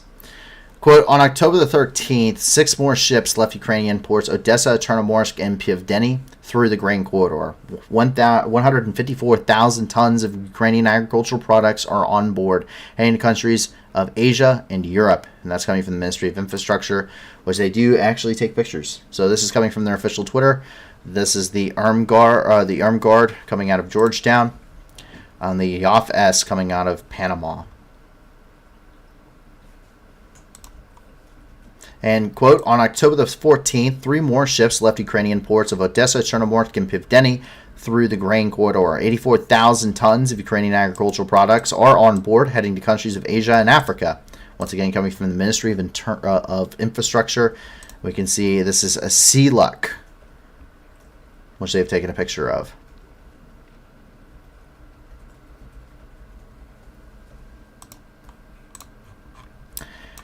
And as we jump up here, this is coming out of the area of Troistinetsk. So a Ukrainian MiG-29 crashed while intercepting Russian Shahed-136 kamikaze drones and cruise missiles during a combat air patrol. The wreckage was found by locals in a field.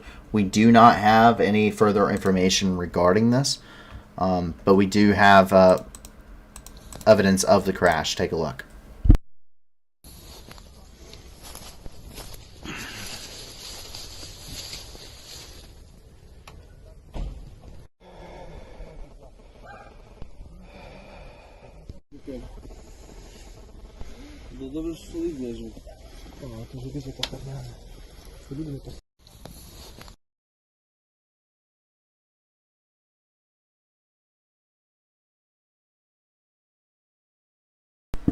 So it is believed.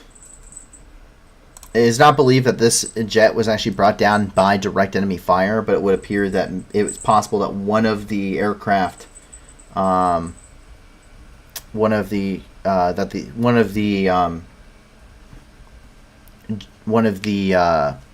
cruise missiles or drones, after it was destroyed, he flew through the wreckage, and that caused shrapnel to really pepper and damage the aircraft past the point of it being capable of continuing to fly safely. So our understanding is it ended up crashing as a result.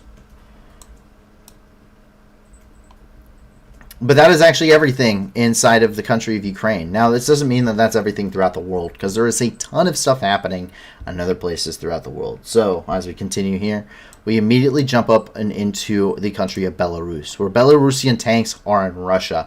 In fact, over the past week, Belarus has transported at least 67 T-72 tanks and 28 Ural military trucks from its Mahilu region to the Russian forces and into Russia. Once again, coming from the Kiev Independent. And we do have a lot of video footage of these tanks. that have been coming through. Jump down here in the Belgorod Oblast. So this is over here. This is actually right here on the border, where it would appear that a base of the Russian National Guard was destroyed. At least 3 service members were killed, 14 injured. However, that number usually is probably about 10 times higher. Take a look.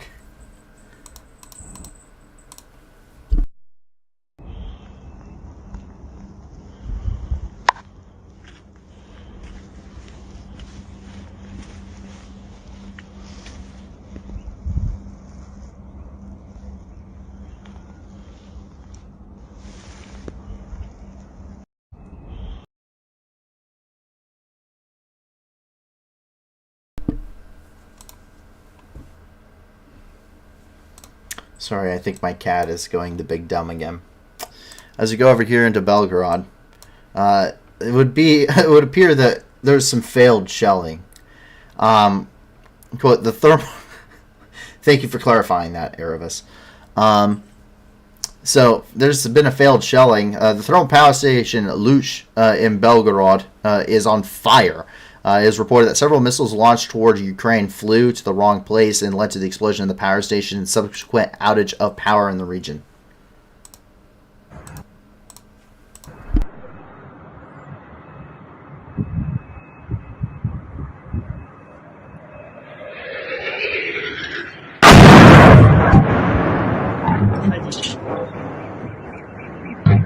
Я говорил, что, блядь, сюда прилетит, нахуй, потому что здесь ебаная подс...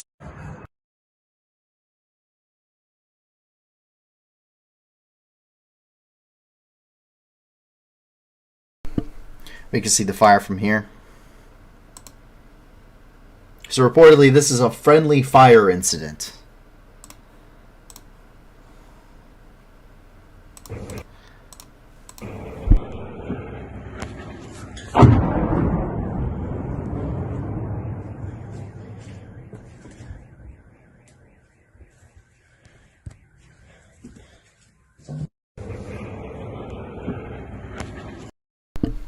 Can't tell, suddenly there just wasn't any light in Belgorod anymore, like it was magic. Move up here into St. Petersburg, where conscription here in St. Petersburg starting at 7:30 in the morning. Police wait for men in building lobbies to give them their summons. The police officers are extremely rude and tell a woman filming to mind her own damn business. Take a look. У вас утро начинается вот так вот. Вот. Это мой дом, я имею право снимать. Снимать. Вот так вот разносят повестки. Посмотрите, пожалуйста. Кондратьевский проспект, дом 68, корпус 4. Дежурит с 7:30 утра. А вы кто вообще? А вы кто? Я здесь живу. Молодцы, мы рад за вас. А вы кто? Какая разница? Представьтесь, пожалуйста. С чего вдруг? Ну что вы здесь делаете? Что здесь? Скажите, а совесть вообще есть? До свидания. Вот посмотрите, пожалуйста, повестки. Вы женщина, у вас есть мать? У вас есть дети? А чего это вы стесняетесь? Почему мужчин тормозите?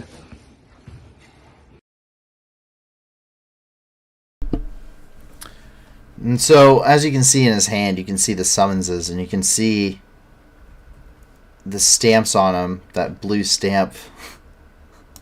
But yes, they are standing in the hotel lobby in the building lobby, so that as guys are walking out to go to their job, they are immediately pulled in and conscripted. In Moscow, no place is safe. At a busy local market, 5 officers violently arrest a young man for refusing to accept the summons. He was then immediately taken to the recruitment office. Recruitment.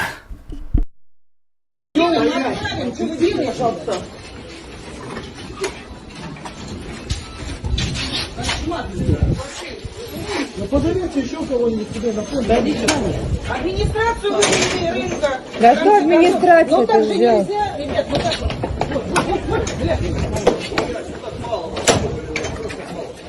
А все на одного? вот. Выйди вообще, открой. Вы что делаете?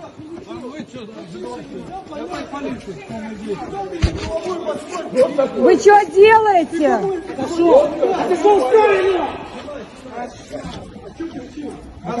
Полиция, они имеют право на это. Ну что, ну вот это было. Да, они имеют право, разберутся.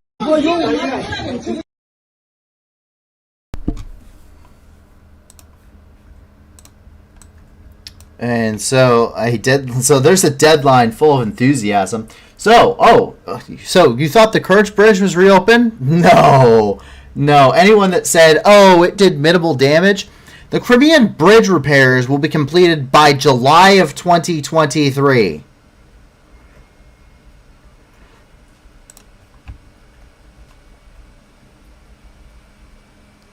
And that is something that Putin announced. Yes, the bridge repairs will be completed 6 months from now.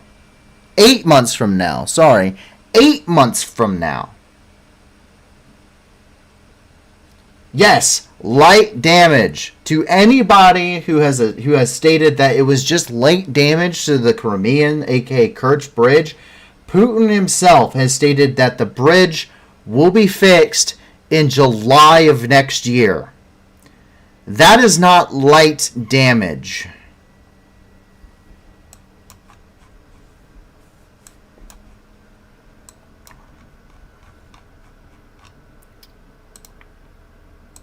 And by the way, Russia may be running out of pilots. A flight to Turkey canceled as pilots are mobilized right in the cabin and escorted off of the plane.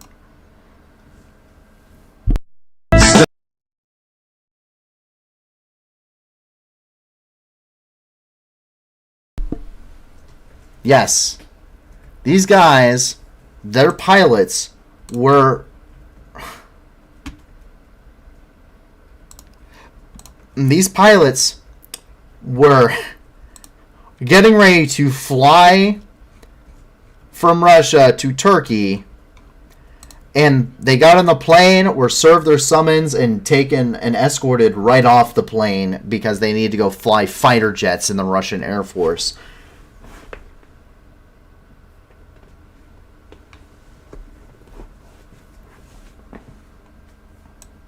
Russia is winning, though, right? No, they're not winning. They're not. If anyone says that Russia is winning right now, they're a liar, and you should tell it to their face. Down here in Rome, in anticipation for World Food Day, which is on the 16th, an estimated 345 million people are marching towards starvation. It's coming from David Beasley, the executive director of the World Food Program, called the nations to end conflicts and wars. This is David Beasley. The numbers now to 345 million people marching towards starvation. How can we celebrate today? We, the friends in this room, together, we understand what we're facing. We know the suffering that's taking place around the world. We are seeing the future, and it does not look good. But quite frankly, the resources and the talents in this room, we can end hunger. But with man-made conflict, and I hear many of our friends in this room talk about the Rome-based agencies collaborating more.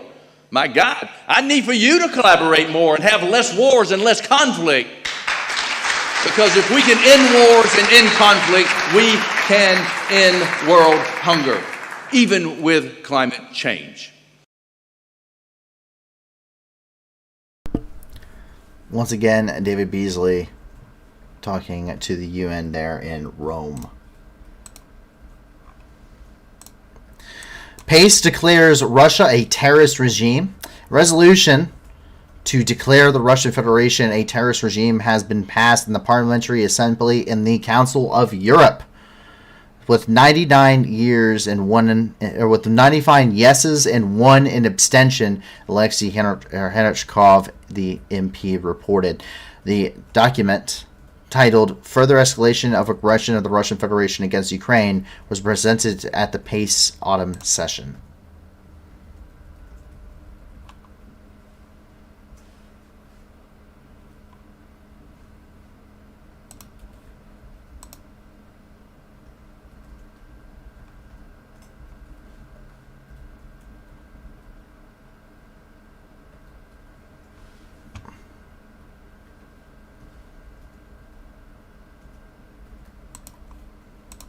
Not only that, but it also presses for a war crimes tribunal on the Russian Federation. And it also, on top of that, pushes for reform in the United Nations Security Council.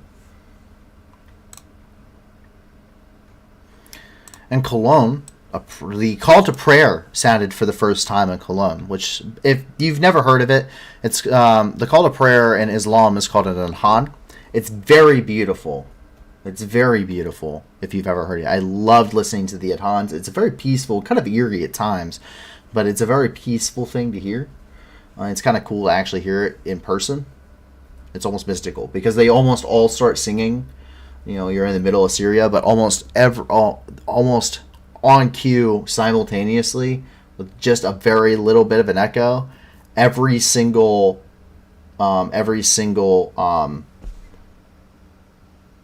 a mosque in Syria essentially all starts their adhans at the exact same time. So you'd hear nothing but the wind in the middle of the desert, and all of a sudden it'd be filled with music, and then all of a sudden it'd go back to being. But anyway, the Central Mosque in Cologne made an agreement with the city authorities, which allowed them for a call to prayer on today. So the first time in the city's history. The Cologne mayor, Henriette Recker, said that allowing the call to prayer was a mark of respect for many Muslims in the city. The city holds more than 100,000 Muslims within that city. So, to hear the call to prayer for the first time in Cologne, or at least part of it.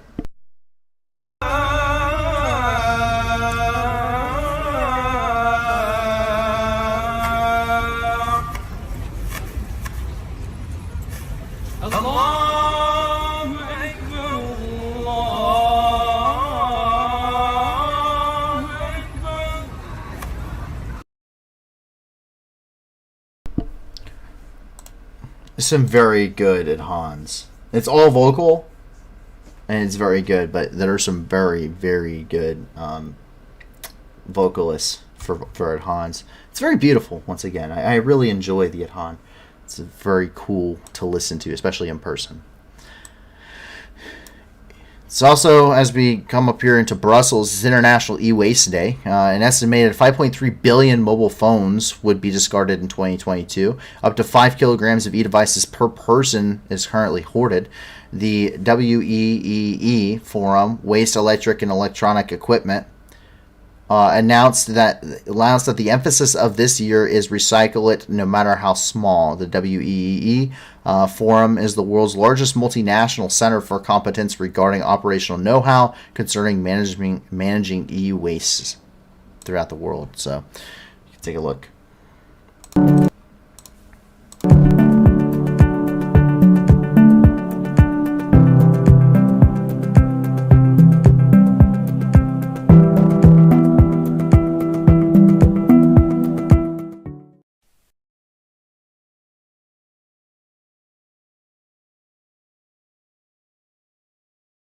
It's coming from their official website. So if you want to read more about that, you're more than welcome to, and jump in there on see what's going on with E-Waste Day. Over here in London, what's worth more, arts or life? Activists with Just Stop Oil threw cans of tomato soup on Van Gogh's sunflowers at the National Gallery and then glued themselves to the wall in protest.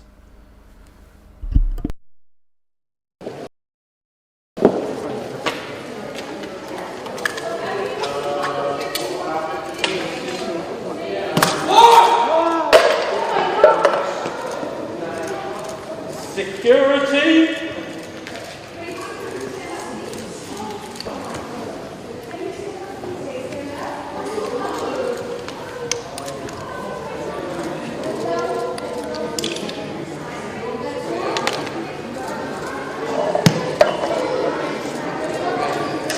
What is worth more, art or life? Is it worth more than food?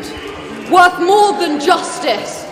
Are you more concerned about the protection of a painting or the protection of our planet and people? The cost of living crisis is part of the cost of oil crisis. Fuel is unaffordable to millions of cold, hungry families. They can't even afford to heat a tin of soup. Meanwhile, crops are failing. Millions of people are dying in monsoons, wildfires, and severe drought. We cannot afford new oil and gas. It is going to take everything we know and love. Seems like a little extreme way to make a point. She's not entirely wrong of a point. I will give it that. It's not entirely wrong of a point. I mean, it certainly is that bad of a situation in some cases. And oil companies and fossil fuels have a tremendous impact on our world. However, I don't think going and destroying priceless things, while it makes a strong point, I don't think it makes it seem like a knowledgeable point. There's a way to do things and there's a way not to do things. I think that kind of goes with saying, you know, there's a time and a place for drastic action. Throwing a bunch of tomato soup on a Van Gogh painting, yes, makes a statement, but it makes you look more crazy than it makes you seem like you have a point to what you're doing, even if the point's good. So I don't necessarily disagree with what's being said, because oil companies and fossil fuels and the burning of them does cause significant amounts of damage to the ozone layer. It causes significant amounts of damage. It creates a lot of greenhouse gases, runs most of the world. There are much cleaner ways to do a lot of energy throughout the world. Even cleaner types of fossil fuels, liquid natural gas, LNG, and compressed natural gas, CNG, much cleaner than oil, gasoline, diesel. But it doesn't necessarily mean, I mean, like I said, there's a time and a place for drastic action. That is not one of them. Because more than likely they pulled them off the wall, put them in handcuffs, and now they're sitting somewhere downtown, and they got a couple people to record them on a video camera, and now they look crazy. And it look like they just destroyed a piece of priceless art, which a lot of people, even if you're not an art connoisseur, you probably know who Van Gogh is. There's a reason why you know who Van Gogh is. So, yeah. Is it memorable? Well, we've seen them do a lot of this, in fact. So this isn't the first time we've seen them attack artwork either. We've seen other art galleries as well. So, not really. Not particularly. The oil painting didn't do anything. No one even knew what climate change was when Van Gogh was alive. So...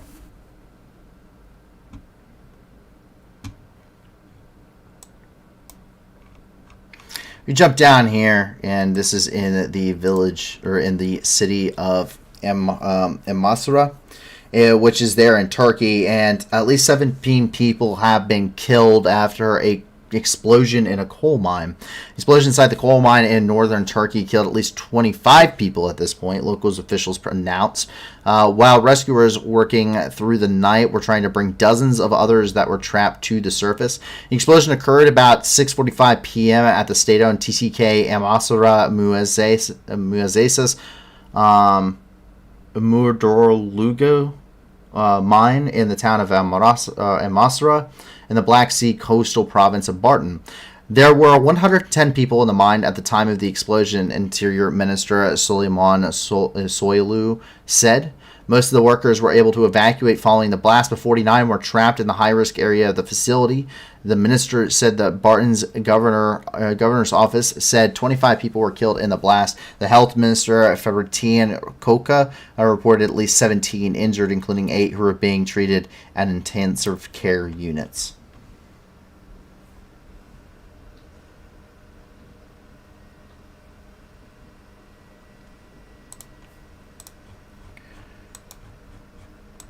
Move down and into Syria.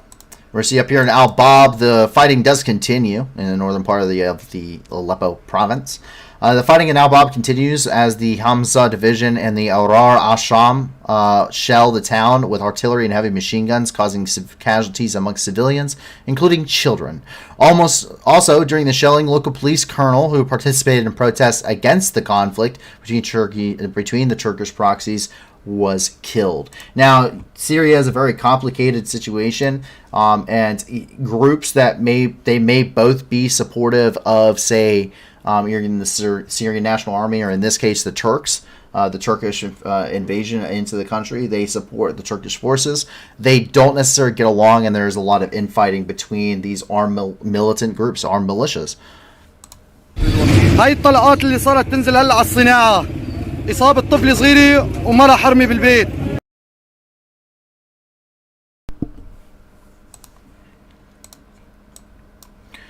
As we move down here into Damascus, the capital of Syria, at least the government-controlled section of Syria, bus carrying soldiers exploded. The explosion occurred in a bus carrying soldiers of the 4th Division of the Syrian Army, as a result of which 20 soldiers were killed and more than 20 were injured.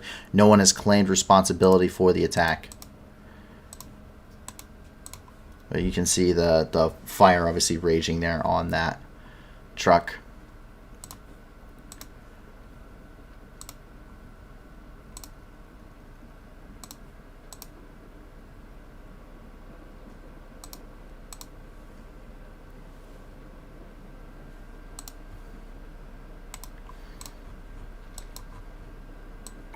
As we'll jump down here. This is over by Jeddah, where here in Saudi Arabia, $400 million of humanitarian aid are going to Ukraine from Saudi Arabia. Saudi Arabia's Crown Prince Mohammed bin Salman called Zelensky and discussed humanitarian aid. Saudi's leadership decided to offer additional humanitarian aid package for Ukraine in the amount of $400 million USD, which will contribute to alleviating the suffering of Ukrainian citizens in crisis.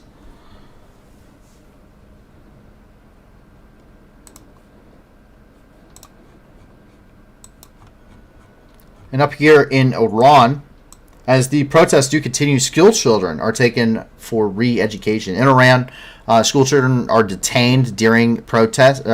School children detained during protests are sent for re-education in psychiatric clinics, according to the educational minister Yosef Nouri, who admitted this. The official said in the medical institutions, specialists are working on the correction and re-education of young people in order to prevent their antisocial behavior in the future. Once again, Iran is a totalitarian regime that is run by, and it's a theocracy based off of Sharia law, specifically the Shia interpretation of Sharia law. And it's run by the Ayatollah Khamenei. And they are not very nice people. They have morality police who literally beat a girl to death, and that's what started this whole thing. And it's not a very good place to live. They have killed over 200 protesters, according to human rights groups in the country of Iran, including children, using live ammunition on protesters.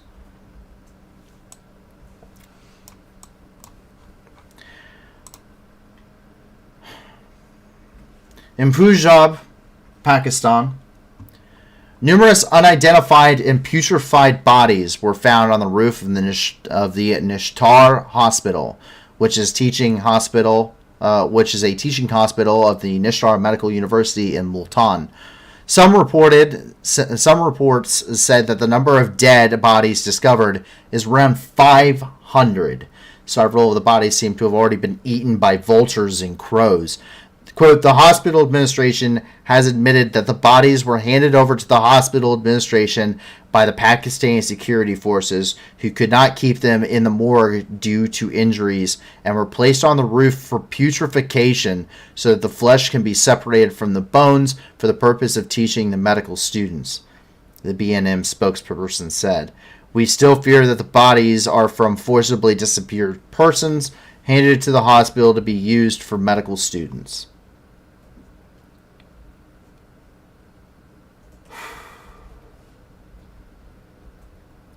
I don't think I could comment on this.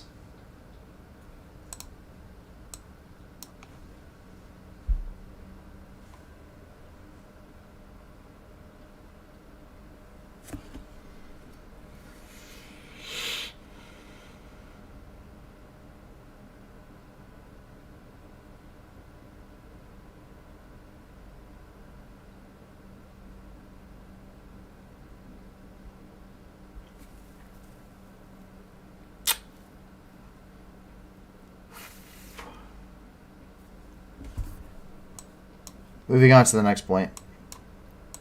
In Cambodia, 10 students drowned after a river ferry capsized. A boat on the Mekong River capsized Thursday, leading to the death of 10 students aged between 12 and 14. 2 students and 2 of the boat's crew were rescued following the accident on the Mekong River south of the Phnom Penh. One of the students was still missing as of Friday. The students were returning home from a class. It occurred as the boat was approaching the shore. It took on water in the bow, and the students were instructed to move to seats in the middle or stern of the boat. However, as they walked back, the boat became unbalanced and turned over.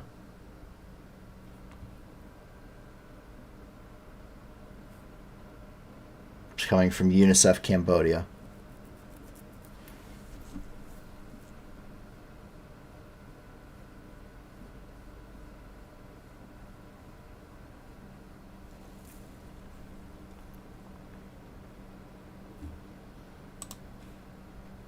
If you want more information on that, you can check out The Hill.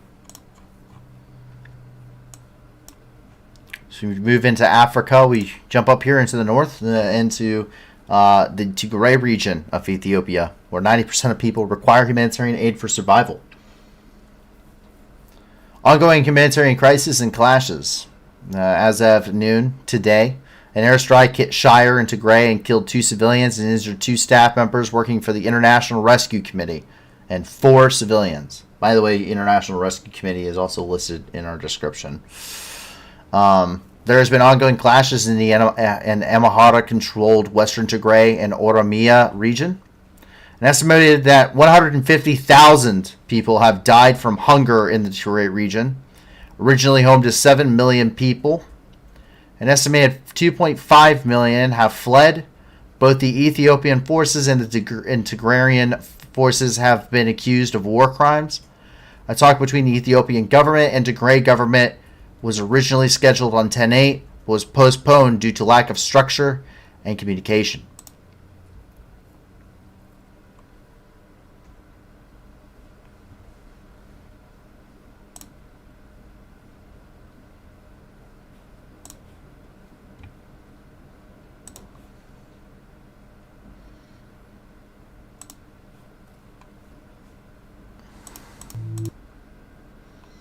So this is coming. This is a 2 minute and 45 or 2 minute and 45 second video, and this is coming from the BBC World Service, and they are going to talk about how the lead up to because they're going to be able to explain it a lot better than I can, but they're going to be able to explain kind of the situation in Ethiopia a little bit better and kind of tell you, kind of give you an idea what the ongoing situation is there. Take a look.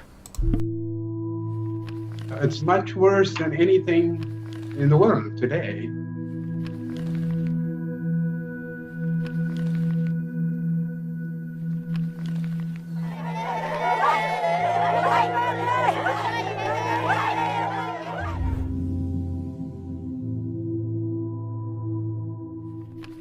Tigray has been under siege for at least 2 years now. The people's condition is absolutely horrendous.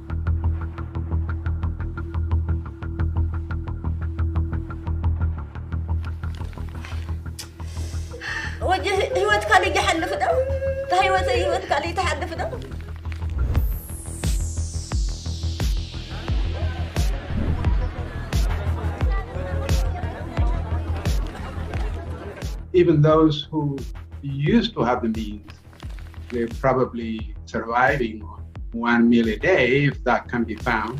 Services like telecommunications and banking have been non-existent.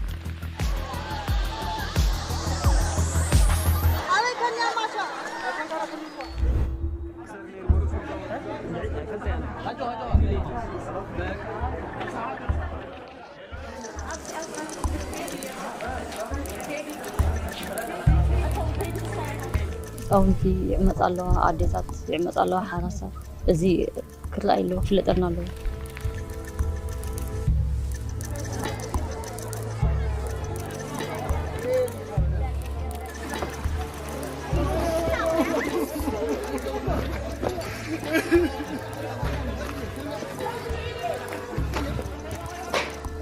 When all is said and done, there will be a lot of people who lost their lives in this war. Whether the country can come back and recover is a big question.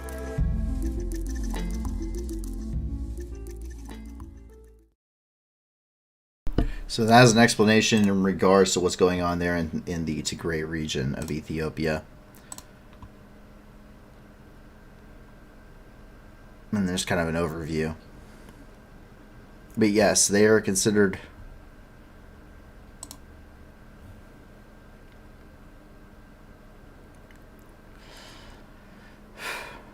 Human Rights Commission confirmed August massacre in Oromia. Clashes in Oromia between security forces and the Oromo Liberation Army continued northwest. So basically, they fought all over the place around the area.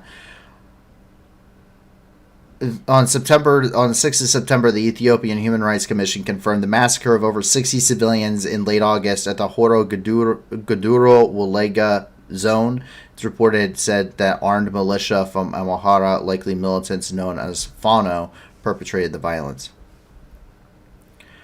Once again, the United Nations has said that that the government of Tigray and possibly Eritrea are committing crimes against humanity in the Tigray region.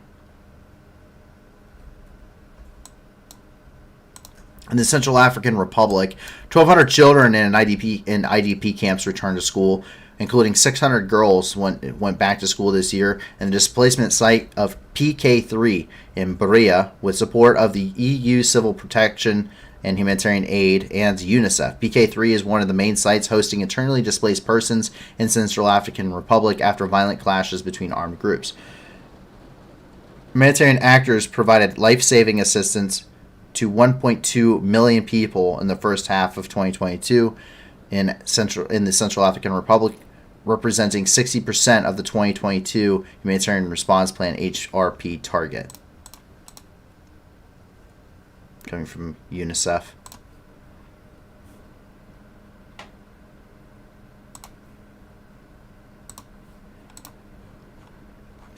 And in Mali, 10 people were killed in an IED explosion. A roadside IED explosion killed 10 people and injured several more. The incident took place near the town of Bandiagara in the Motpi district. The militants set off an explosive device when a passenger bus passed by. The wounded were taken to the central hospital. No one has yet claimed responsibility for the attack.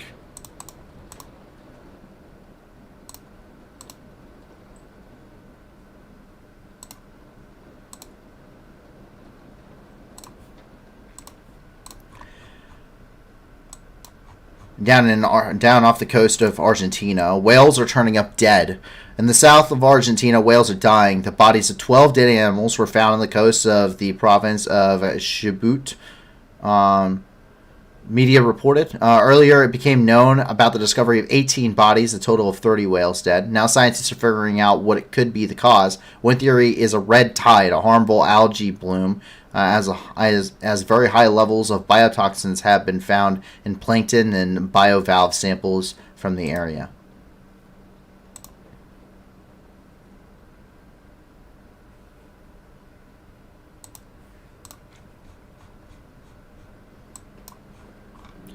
Move up here and into North America, where we have several different updates. Coming from the United Nations, today is the International Day of Disaster Risk Reduction. In 2022, the International Day will focus on substantially increase the availability of and access to multi-hazard early warning systems and disaster risk information assessment to the people by 2030. The urgency to achieve this target was strengthened in March of 2022 by the announcement made by the UN Secretary General Antonio Guterres of the quote, the United Nations will spearhead new action to ensure every person on Earth is protected by early warning systems within 5 years. This is coming from the United Nations.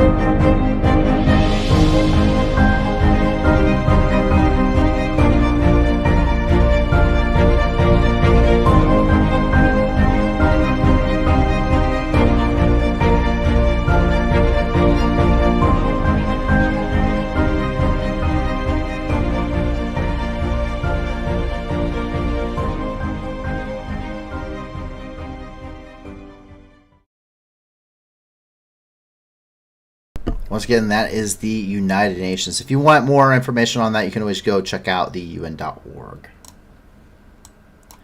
Down in Washington, D.C., we have a couple of different updates. The first one is the call to remove Russia from the United Nations Security Council. The co-chair of the U.S. Helsinki Commission that monitors human rights and international cooperation issued a formal call to the United States to launch an objection to Russia's status as a permanent member of the Security Council of the United Nations because it violates Ukraine's sovereignty. It proposed that to begin the process of recognizing Ukraine as a member instead of Russia. Coming from Representative Steve Cohen.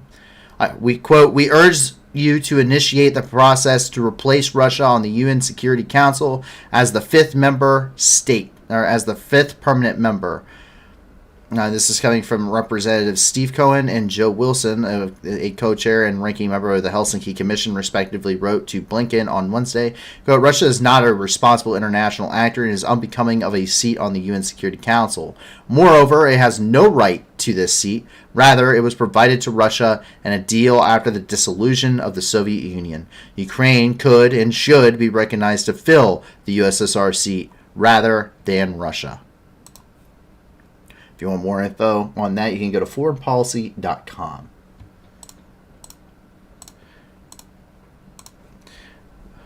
Biden officially announced an additional $725 million USD more in military aid to Ukraine as of today on a memorandum. This will include additional precision-guided munitions and many other things. We can see here this is the requirement for another drawdown. This is coming from the White House. And coming from the Department of Defense, this new aid package will include additional ammunition for the HIMARS rocket systems, 23,000 155mm artillery rounds, 500 precision-guided 155mm artillery rounds, 5,000 155mm rounds of remote anti-armor mine or RAM systems, 5,000 anti-tank weapons, high-speed anti-radiation missiles or HARM missiles, more than 200 high-mobility multi-purpose wheeled vehicles or Humvees, small arms, and more than 2 million rounds of small arms ammunition and medical supplies. And this comes alongside Germany delivering its IRIS-T air defense system, the providing of four Hawk launchers by Spain, and Norway, Germany, and Denmark investing in Slovakia's indigenous production of howitzers. In total, the United States has committed $18.2 billion in security assistance to Ukraine since January 2021. Since 2014, the United States has committed $20.3 billion in security assistance to Ukraine, and approximately $17.6 billion of that has been provided since the invasion began on February the 24th. And here at the Pentagon, to get more into a conversation we started in on earlier, Elon Musk said to the Pentagon that they can't pay for Starlink any longer. Elon Musk, which has become very controversial in recent weeks regarding Twitter posts made over Ukraine, has stated that he had correspondence to the White House and the Pentagon requesting that the U.S. government begin picking up the tab, as SpaceX can no longer provide or pay to provide service to Ukraine for Starlink. Starlink systems have reportedly stopped working in areas on the front already. And this comes after not just several tweets which caused an uproar on not only the internet, but also international relations with Tesla and the SpaceX CEO, but also after Elon Musk reportedly had a private telephone call with Russian President Vladimir Putin. While it may seem as though SpaceX is providing these Starlink systems for free and would be losing out massively on profits, Ukrainians are actually paying for the service in Ukraine to ensure it is available to them. I get this from Julia Davis here, who reported there was a CNN exclusive on this. They got an exclusive interview regarding Musk's SpaceX and the fact that they could no longer pay for it. And here are the receipts of Ukrainians paying for this service. This is coming from Melania Podolak.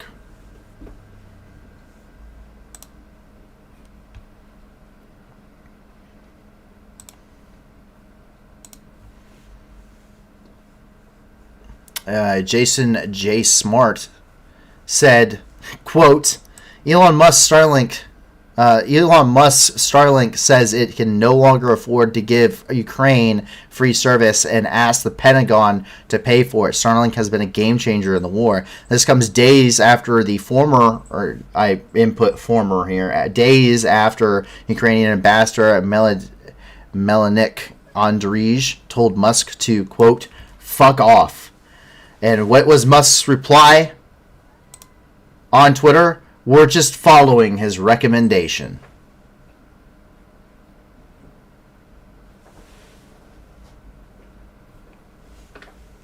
That is his official reply. We're just following his recommendation. The Pentagon is assessing options to keep Ukraine connected to Starlink satellites, according to the Kiev Independent. And the Department of Defense Deputy Press Secretary confirmed the department had been in communication with SpaceX regarding Starlink, and the department is aware of other entities that it can partner with to provide Ukraine communication on the battlefield. There is a press conference transcript in there, as well as an offer, so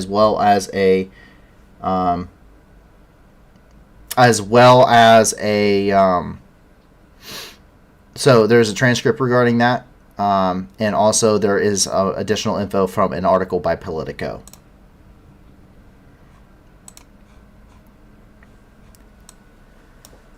And so that is the situation when all of the top breaking global news in the world today. Well, quite a few pretty extra horrendous things happening throughout the world today. But as always, the point of this is so that you're informed on what's happening in the world around you. An informed society makes informed and good decisions, usually speaking. And so the whole point of this project is to raise money for charity and to help people. We have charities directly for the people in, say, Ethiopia as well. We have charities for all sorts of things throughout the world, including Ukraine, of course, and whether or not you support the war effort and the troops or the humanitarian efforts as well. But the whole point of this is to raise money and to help people throughout the planet and to help them deal with these crises, at least within our capacity. So please, please give to these organizations. If you can't give a lot, you can give a little. And if you can't give anything at all, that's okay too. Help us grow this thing. The more people that come here and see the news, the more of an impact we'll have, and the more money we'll be able to raise overall for these organizations and do more good directly throughout the world. So if you guys would continue to help us with that, we would love it. And so give us a like, give us a subscribe, let your friends know about us, share us on your communities.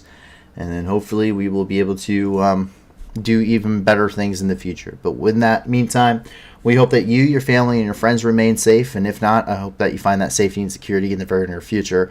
We will be live once again tomorrow at 5 p.m. Eastern Time, 4 p.m. Central, for a 24-hour update, so that way those that are usually can't join in live might have an opportunity as well. And so we hope to see you there tomorrow for an additional update regarding the news happening all over the world. My name is Paul from the New News, and have a great night, everybody, and stay safe. Going home, Russian soldiers, going home. Бо ми всіх вас тут змішаємо з багном. І стріляти в головах і чудно кличе діти нахуй. Тут працює ЗСУ і ТРО. Нам не треба ні конфлікту, ні війни. Та ми готові всіх вас звать до сатани. Тисячі вже полягло, і все більше шлейфуйло. То для них нема нічого, крім труни. Going home, Russian soldiers, going home. Бо ми всіх вас тут змішаємо з багном. І стріляти в головах і чудно кличе діти нахуй. Тут працює ЗСУ і ТРО. Вызволять пришел, братишка, ну привет. На моей земле тебе один ответ. Нашим людям с кирпичом, даже танки и бочок. Вам не взять нас и за 100 000 лет. Going home, Russian soldiers, going home. Бо ми всіх вас тут змішаємо з багном. І стріляти в головах і чудно кличе діти нахуй. Тут працює ЗСУ і ТРО. Mr. Putin, on behalf of all our guys, no one's scared of your nuclear device. You can take your double lemon, shove it up your wrinkled bum. Oh, we'll come and help you fit it in your skull. Going home, Russian soldiers, going home. Бо ми всіх вас тут змішаємо з багном. І стріляти в головах і чудно кличе діти нахуй. Тут працює ЗСУ і ТРО. Going home, Russian soldiers, going home. Бо ми всіх вас тут змішаємо з багном. І стріляти в головах і чудно кличе діти нахуй. Тут працює ЗСУ і ТРО. Russian soldiers going home. Бо ми всіх вас тут змішаємо з багном. І стріляти в головах і чудно кличе діти нахуй. Тут працює ЗСУ і ТРО. Going home, Russian soldiers going home. Бо ми всіх вас тут змішаємо з багном.